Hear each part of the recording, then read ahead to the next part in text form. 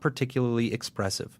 Regardless of this, I've had some recent selfish moments where I wasn't there for my girlfriend when she needed me.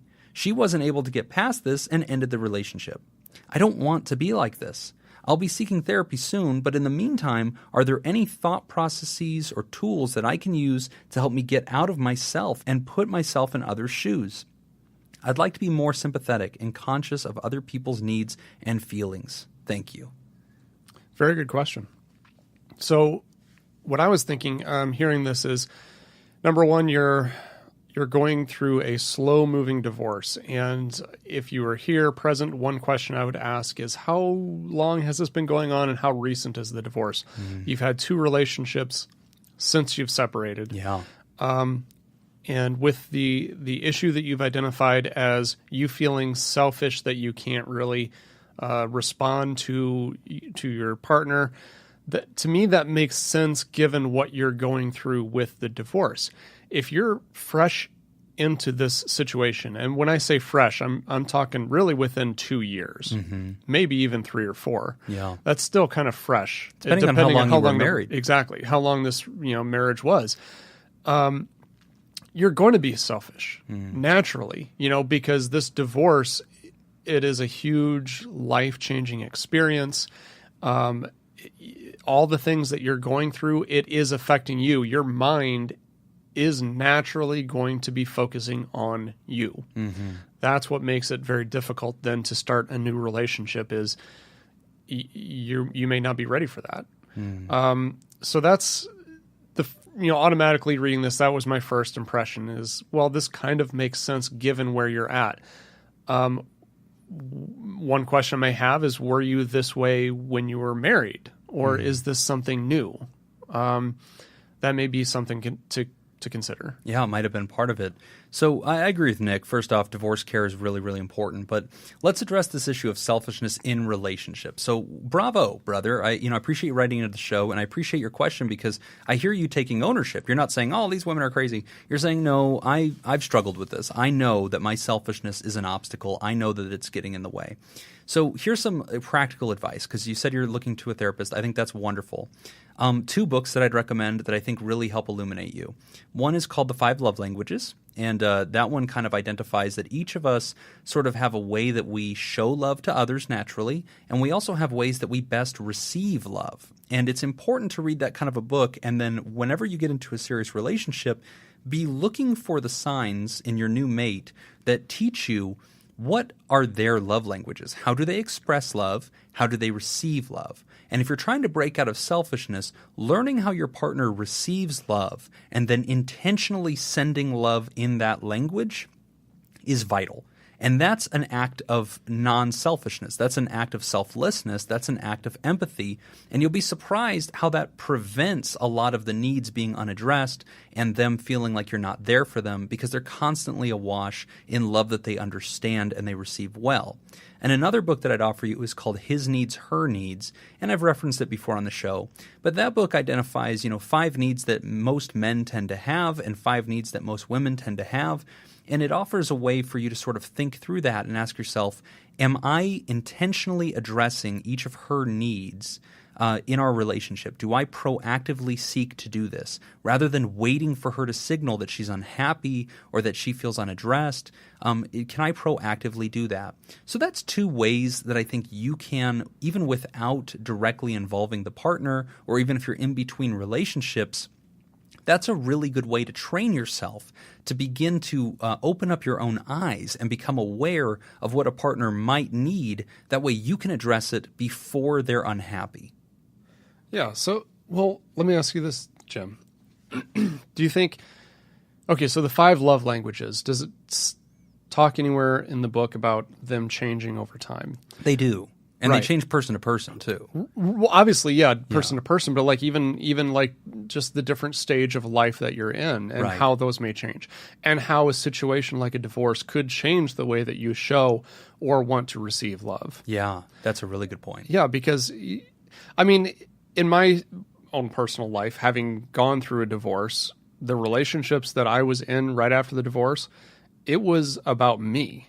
It was all about me because I was broken. Yeah. I needed to be fixed. That's what I saw as being the thing that fixes me is a relationship. Right. So was I responsive to the needs of those people I was dating?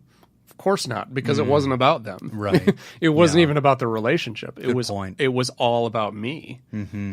So the divorce itself could be part of the creation of the selfishness. That's in this what I'm writer. thinking. Yeah. That's a really good note. And that's why I would ask, like, what's kind of the backstory before the divorce? And, were you, because if he says, I was always very responsive to my wife, I was always able to identify what her needs were, and we had a pretty balanced, relationship, things just didn't work out. But then now, all of a sudden, I'm not responsive to my partners when they need something. Well, then that tells me right there, this probably has more to do with the divorce and needing to be in a relationship to address internal issues that were caused by the separation. It's so funny because, earlier in the show we had Laura on as our guest because she's done the text crisis line, but she's also your girlfriend, and she made a joke about what it's like to date a therapist. And it's funny because my wife has made jokes with her coworkers. She's a teacher, and she'll talk about, what it's like to be married to a therapist because I do like a quarterly review with her where I'll sit down. No, it's pretty bad. It's exactly as bad as you think it is. There's a PowerPoint. There's a PowerPoint. Yeah, there's a survey. I thank her and I give her a discount on her next meal for completing the survey. No, but I'll actually kind of interview her and I'll say, hey, and I'll run through the love languages and I know what hers are and I know what her needs are, and I'll sort of just ask her to give me a letter grade, and I'll say A, B, C, D. You're a teacher, grade me. How do I do? And I usually send it in an email, and I usually say, can you give me some feedback, examples of ways that I haven't been fulfilling this need, examples of ways that I have. And it, usually she's pretty, kind about it, because I think when you're married to a therapist, you're just, okay, you're always checking on me, so I'm usually pretty happy, right? But I want to know, and it comes back to what we talked about earlier with suicide. So often we're so afraid to describe the elephant in the room. And when it comes to relationships and the fear that my selfishness is blinding me to your needs, I'm going to dare you to break out of that selfishness by asking directly, what are your needs? Give me an example of a relationship where you felt really satisfied and happy. What was different about that? How can I emulate that? How can I meet your needs? That's important to ask. Yeah, and that would be valuable feedback, valuable information to have. So yeah, to our listener, I'm kind of wondering if you've gotten any feedback, from they break up with you. And if you'd like to avoid that kind of feedback, you should be asking. Think about it like this: if you were with an employer and you keep getting fired, and you're thinking, "Darn it, I wish I knew what was going wrong before the termination date," then you should solicit that, right? There's something about you that puts off a vibe that you don't care, you're not approachable. So go to your employer and go, "Hey, I needed a review," and they'll go, "Well, we do that annually." No, I'd like it quarterly. This is a new job, new relationship. I want to have a probation period where I'm intentionally seeking to learn how am I performing and what's good, what's bad. And don't be afraid of that. So to all the listeners, I encourage you, if you're in a relationship today and you've never done a check-in like that, use this show as a springboard to get you into that. Summertime's here. Do a summertime check-in. Hey, what's good, what's bad? Look up the needs, look up the languages, make them fill out a little personality test that tells you what their stuff is, discuss it, and then ask yourself, how do I intentionally address their needs? How do I intentionally speak their love language on a weekly basis? What am I doing for that? And if you decide to do that, be sure that you are sincerely open to the feedback. Yeah, that's right. When I do the survey, I have to prepare myself because I want to argue. But I have to realize that my opinion is irrelevant, because if you feel hungry, it doesn't matter that I say, but I made you a whole lot of rice. It doesn't matter. She's telling me her feeling. She is hungry or whatever. She doesn't feel attended to. That is data, and I just have to treat it as good data, and that should influence my next move. So thanks for writing in, brother. I think that's a really good question. I encourage you to dive deeper into things like that about needs, and of course, follow up with your therapist. I think that'll be a really good choice. Good for you for seeking out help. That's awesome. Yeah, let us know how it turns out. Yeah, right back, please. We're going to take a quick break. When we come back, we talk about the fear of intimacy. You're listening to Pod Therapy.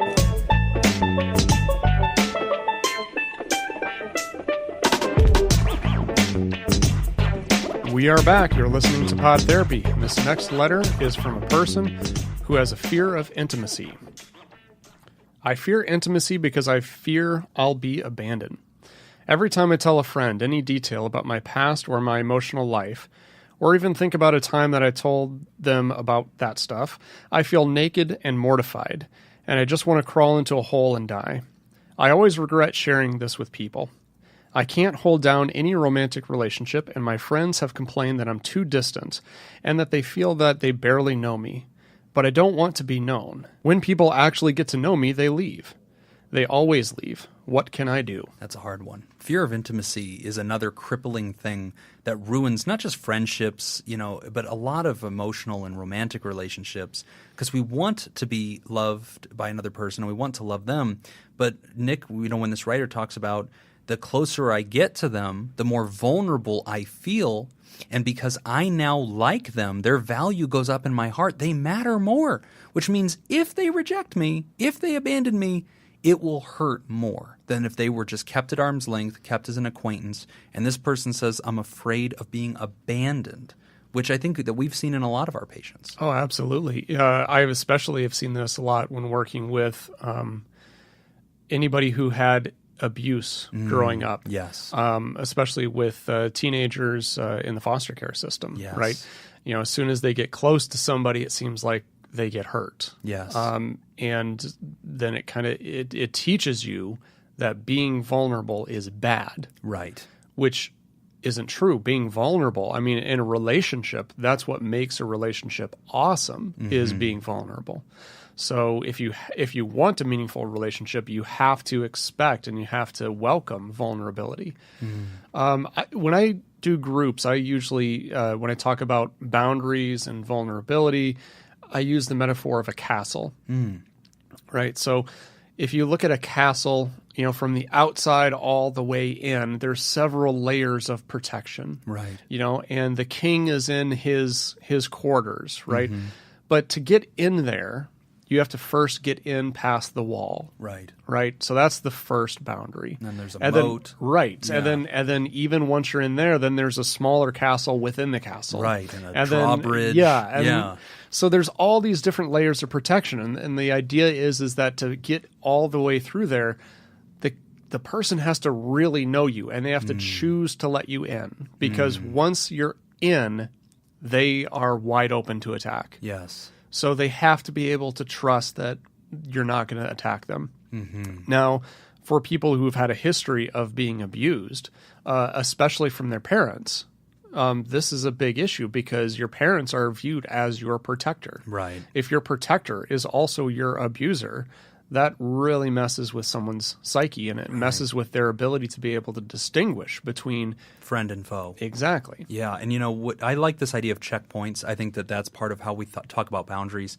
In this writer's case, there's that fear that the person will leave them. And so when I see a case like this, guys, here's what's tricky. So I've seen people correct in both ways in the wrong sense. Here's what I mean. Either they open up the doors wide and they have no sense of boundaries and they constantly just let people come pouring in and destroy them, and then they act all shocked and horrified when it happens, and we're looking at them going, close the door, create a checkpoint.